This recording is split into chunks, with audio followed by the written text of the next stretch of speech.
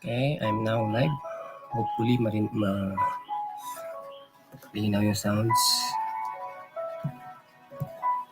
I'll check first my monitor. No? Okay, good evening to all. Wala tayo kagabi. Bawi tayo ngayon. Looking forward to session, mga 50 items.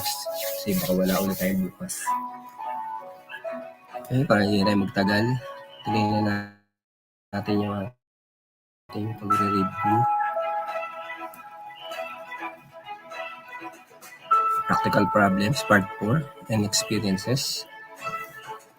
201 to 225, then lilipat tayo ng 226 to 250 sa another live. Reminder lang ulit, ito 40% to sa board exam, 40% yung part 4 and part 2. So much better na mag-focus tayo dito, pero dapat hindi natin pabayaan yung ibang part. Okay, 201, a hand-operated single-stage expander used to expand tubing such as copper, aluminum, and soft steel tube. The answer is tube expander. So, continuation to ng tools. Then, meron tayong mga topics na joints and other topics.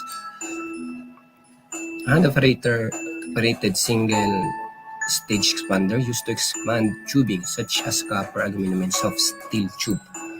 The answer is tube expander. So, dito sa tanong, meron na tayong tip. Yan, expanding tubing. Yan. Diba? May tube pa rin dito. Yan. Tube expander. Hand-operated single-stage expander used to expand tubing such as copper, aluminum, and soft steel tube. 202. Hindi ko lang bakit di ko na rin monitor. It's used to strengthen or expand flexible pipes,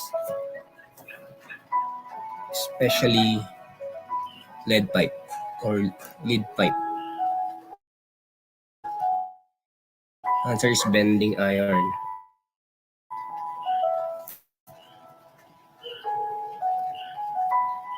Okay, it's used to strengthen or to expand flexible pipe, especially lead pipe. The answer is bending iron.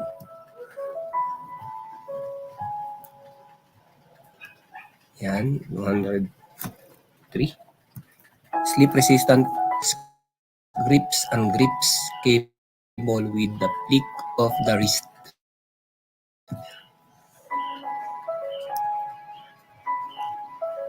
Answer is spinner. Slip resistant collect chuck task grips and grips cable with the flick of the wrist. So parang ini-spin natin or piniplik natin yung wrist natin. So the answer is hand spinner. Okay lang, hindi ko narinig yung monitor ko. Pero hopefully malinaw naman dito. 204. Used to clean the clog obstruction and maintain the efficient function of a piping system. The answer is drain cleaners. Used to clean the clog obstruction and maintain the efficient function of a piping system. The answer is drain cleaners.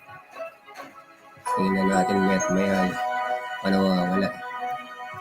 205 sizes and lengths for use on sewer and drain lines. Answer is flat sewer type. Sizes and lengths for use on sewer and drain lines. The answer is flat sewer tape. 206. Used to retrieve rocks, tools, objects. The answer is grappler hook.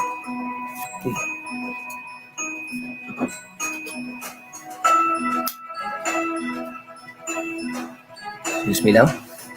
Medyo may tingnan ko dito.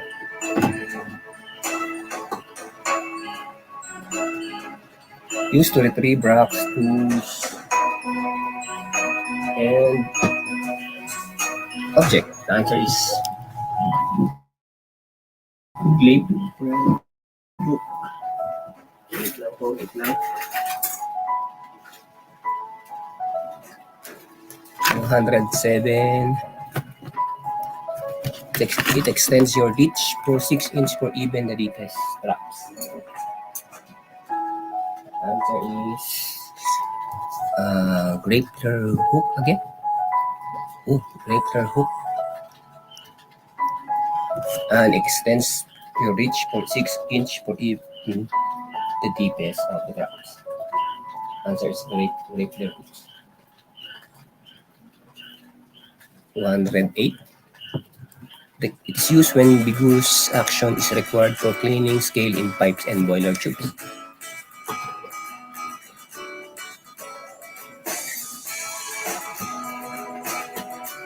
Okay, pipe. It's used when vigorous action is required for cleaning scale in pipes and boilers. Answer is chain knocker.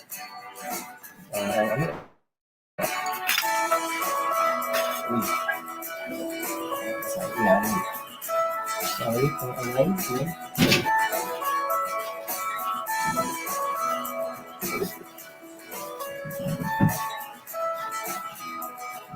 Yan, 209. Fuel burning tool used for applying heat and generates high intensity flame. The answer is blowtorch. Fuel burning tool used for applying heat and generates high intensity flame. The answer is blowtorch. Para pang kasunod. 210. Kaparehas niya. It's used for soldering fitting to a tubing. The answer is propane torch. Hindi na blowtorch. Yan, propane torch. Used for soldering fitting to a tubing. Answer is propane torch. 211. All piping fixtures and equipment shall be adequately supported in accordance with the blank. Answer is code. All piping fixtures, equipment shall be adequately supported in accordance with the code. 212. All materials, fixtures, or devices used for entering into the construction of a plumbing and drainage system shall what? Answer is what is the answer? Conform to the applicable standards. Of course, yan. Given naman yan. All materials, fixtures, or devices used for entering into the construction of plumbing and drainage system shall conform to the applicable standard. 213. 213. The provision of the code allow an alternate material or method of construction, provided it is what? Okay. Pwede siyang alternative, gumamit ng alternative, pero anong sagot? Provided it is approved by the authority having jurisdiction as an alternative. So, si authority having jurisdiction yung mag-approve. The vision of the code allow an alternate material or method. Hindi ko na naririnig yung mga nito. Provision of the code allow an alternate material or method of construction, provided it is approved by the authority as an alternative. Oy, mag-upload po ba kayo ng sa arithmetic, sir? I'll try, no? Nung kasi nare-review ko yung P6 Engineering Economy. Medyo may computation siya eh.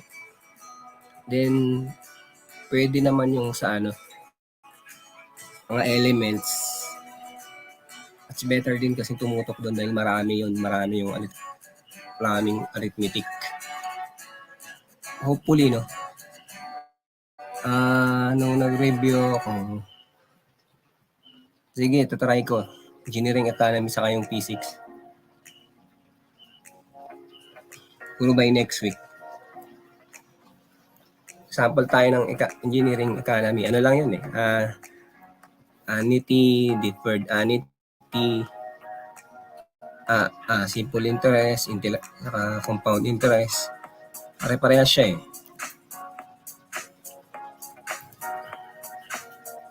Medyo yung simple interest sa compound interest, konti lang yung formula na natatandaan. Kaya lang, pag tinignan mo sa question, may mga trick question, pero madali lang siya eh.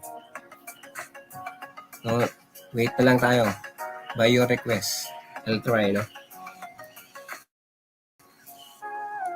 Okay, 214. Shall be unlawful for any person, firm, or corporation to make any installation, alteration, repair, replacement, or remodel plumbing regulated by this code, except as permitted elsewhere in this chapter, without first obtaining what? The answer is a separate plumbing permit.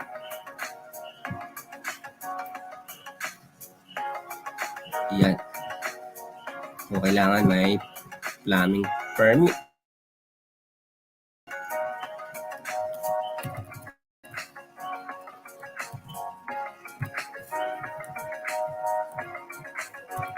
Operation to make an installation, alteration, repair, replacement, or remodel of a plumbing system regulated by this code, except as permitted elsewhere in this chapter, without first obtaining a separate plumbing permit.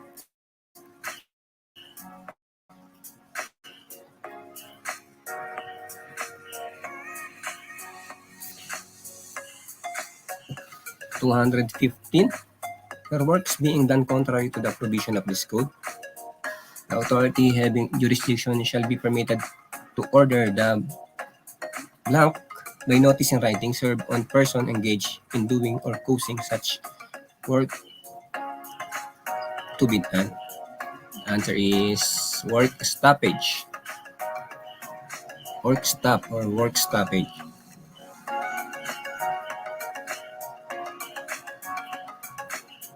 For the work is being done contrary to the provisions of this code,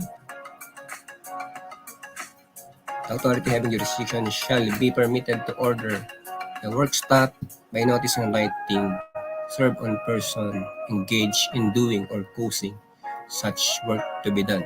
The answer is work stop. 216. To obtain permit, the applicant shall file first blank, therefore in writing, on a form furnished by the authority having jurisdiction for that purpose. Answer? The answer is an application. To obtain permit, the applicant shall first file an application, therefore in writing or a form furnished by the authority having jurisdiction for that purpose. 217. Shall be the duty of the blank authorized by a permit to notify the authority having jurisdiction that such work is ready for inspection. The answer is person doing the work. Shall be the duty of the person doing the work. Answer is person doing the work authorized by a permit to notify the authority having jurisdiction that such work is ready for inspection. 218 shall be the duty of the blank to make sure that the work will stand the test prescribed before giving the notification for inspection to the authority having jurisdiction. Answer is holder of the permit. It shall be the duty of the holder of the permit to make sure that the work will stand the test prescribed before giving the notification for inspection to the authority having jurisdiction. 219. No person shall make connections from a source from energy or fuel to any plumbing system or equipment regulated by this code and for which a permit is required until approved by the what? The answer is this. Sino mag-approve? Authority having jurisdiction. So, yan. Si authority having jurisdiction, tinatanong palagi yan. No person shall make connections from a source for energy or fuel to any plumbing system or equipment regulated by this code and for which a permit is required until approved by the authority having jurisdiction. 220. If a court finds a portion of the code unconstitutional, ano yung sunod na term? What's the sun? The answer is the rest of the code remains in force and valid. If a code finds a portion of the code unconstitutional, if the court finds a portion of the code unconstitutional, bubulal ako, sorry. The rest of the code remains in force. So, kung may part lang na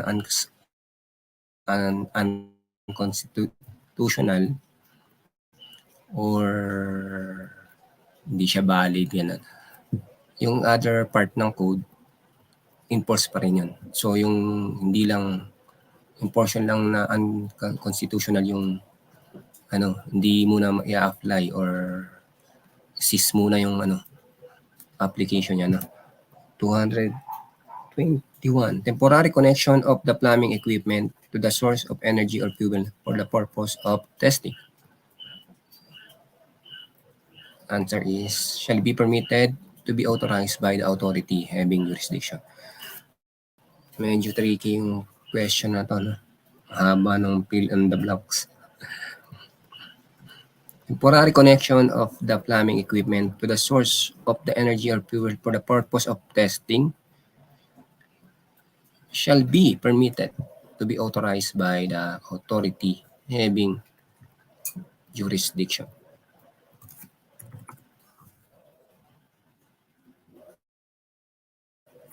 Oh, 222. A government agency that sets the criteria for the disposal of sanitary sewage. Ituloy naman, no? Answer is, this is the answer, DENR. Yeah. Department of Environment and Natural Resources. The government agency that sets the criteria for the disposal of sanitary sewage. Answer is DENR. 223. The minimum age requirement to become an appointed member of the Board of Master Plumber. Answer, ano bang sagot? Uy, ba't wala? Ayun. 30. The minimum age requirement to become an appointed member of the Board of Master Plumber. The answer is, baka tumina yung background.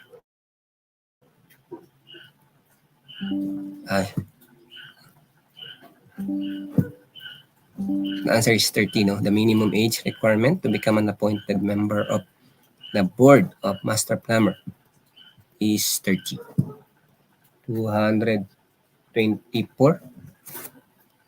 The number of years of experience of actual practice in plumbing trade in order to become member of board in master plumber. The answer is 5 years. 5. The number of years of experience of actual practice in plumbing trade in order to be a member of board in master plumber. The answer is 5. And 25. The person in authority to terminate an appointee of the board in master plumbing due to engaging in illegal practices or negligence of duty. The answer is President of the Philippines. So, siya yung ga-appoint, siya din yung may authority na magtanggal. The person in authority to terminate an appointee of the board in master plumbing due to engaging in illegal practice or negligence of duty. Answer is President of the Philippines. So, yan. Ganyan muna tayo. Mamaya uli. Siguro mga 10 or 11 kasi napapansin ko nawawala yung internet dito eh. Pagka mga 7 or mihina siya. So, yun. Before we end our session today, please don't forget to subscribe MCGI Channel. Yan. Best Principles of Economics. MCGI Channel. Okay, for more engineering software review, tutorials, and engineering topics, please like, share, and subscribe to this channel. For design, architectural design, engineering design, and consultancy, yan, may call us in this number. And Art Tahanan shop in Lazada. Please visit the shop Art Tahanan in Lazada. Cosiness in every home, Art Tahanan. Okay, good evening and thank you. Thank you. Thank you po sa pag-comment. Thank you sa pag-abang. Thank you sa... And hopefully, this tool or this medium will help you to pass the board exam. And good luck po sa inyong lahat. Thank you very much and see you mamaya ulit.